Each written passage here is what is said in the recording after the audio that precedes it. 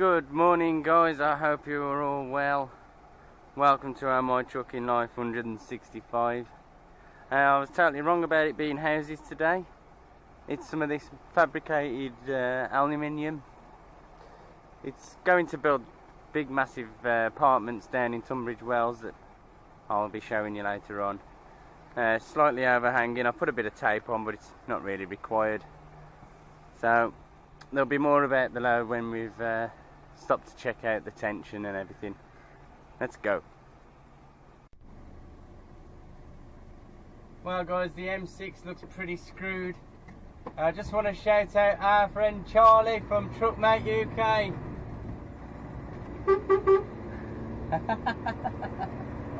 We saw him at Truckfest over the weekend. If you didn't see him during the video, it's well, you just saw the truck itself. It's from Woodlands and it's got Charlie in the number plate. He's a great guy who's instigated and started up Truckmate UK on Facebook. I'll pop a link to it in the description below. It's a fantastic group where us truckers have all congregated, sharing jokes, stories.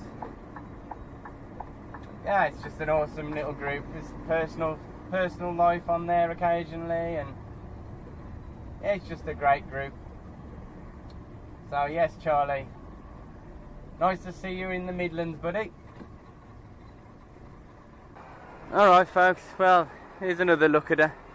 We've just pulled onto Warwick Services to retension the straps, and I've had to put a few more cable ties around these slings because they was blowing further out. They're already cable tied to some extent, but I put a few more on because they were still flapping around quite a bit, so it's getting unnecessary attention for me. So yes, there we are. They're all like frames for a big building. I'll show you. All shut out, all good. And we got a less than a metre overhang in the back, so we're going to get back on the go. It's actually bounced out quite a bit.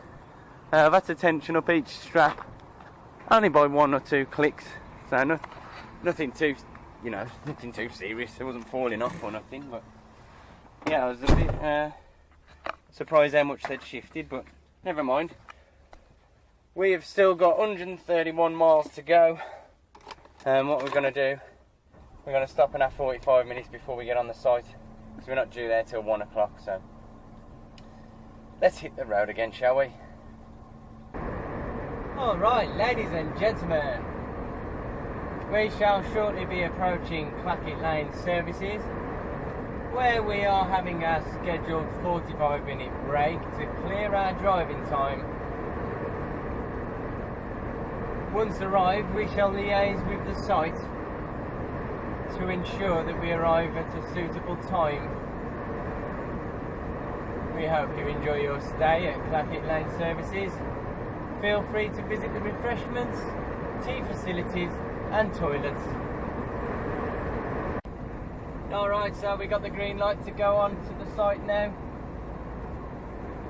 So it's just a half an hour or so away. Looks like we're going to be bang on time. Just what the doctor ordered. Welcome to Royal Tunbridge Wells, everybody. The site's just over a mile away from here. You should be able to see the big crane coming up when there's no trees in the way. It'll be on the right hand side. What we do, we need the banksman to stop traffic for us so we can reverse into the site. What a stupid place to put a bloody bus stop. Oh. Right at the end of a Cowan bus lane. They've had half a mile of bus lane and decide to put the bus stop right at the very end where everyone's filtering in front of them. Ah, dear.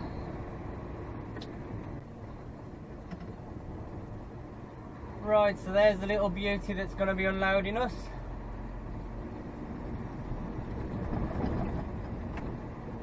Now's where the fun starts.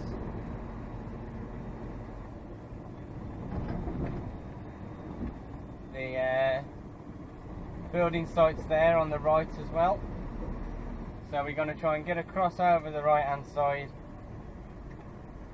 and then wait for the road to be closed to get us on there.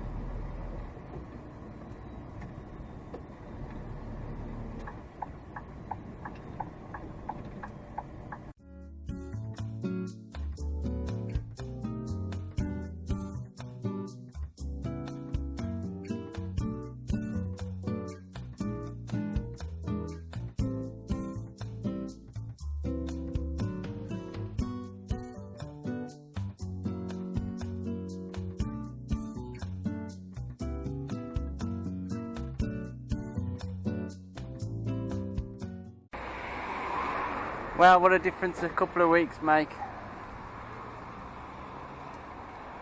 Reversed underneath the gantry across there, and last time I came this was just a cage and the building the other side was just being started to make, but progress is being made. Just being tipped with a crane now. The first lot was took off the back, the other side of the bridge, and I've just pulled forward to get the last 4 lifts off out the front. Back up to the house factory now. Then we're gonna probably park up for the night so we can start fresh and early tomorrow and have a full 15-hour day on it. Coming back down here to Ashford. Oh dear. And the rain held up. I was expecting it to start raining while I was there because it went ever so overcast. It's still looking pretty dull, but let's get back up where the sun's shining.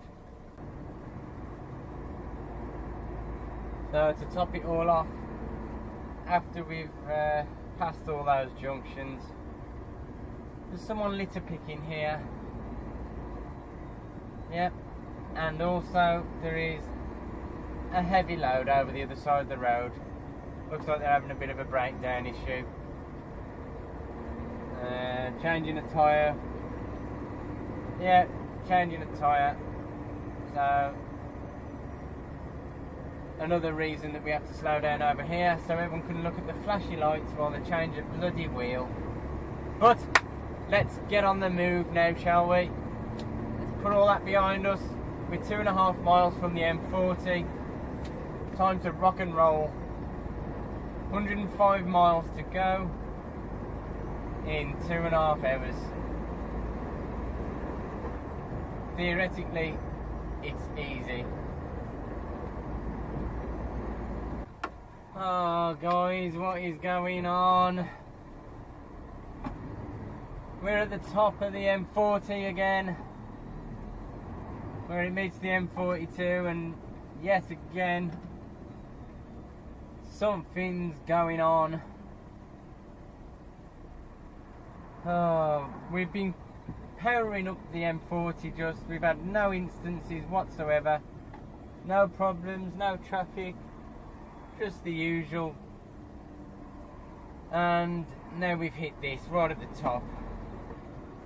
What was looking to be a nice comfortable trip has turned into pushing the bloody clock again. We've only got 20 miles and we've got an hour to do it. So on a good day that's like 25 minutes to 30 minutes driving.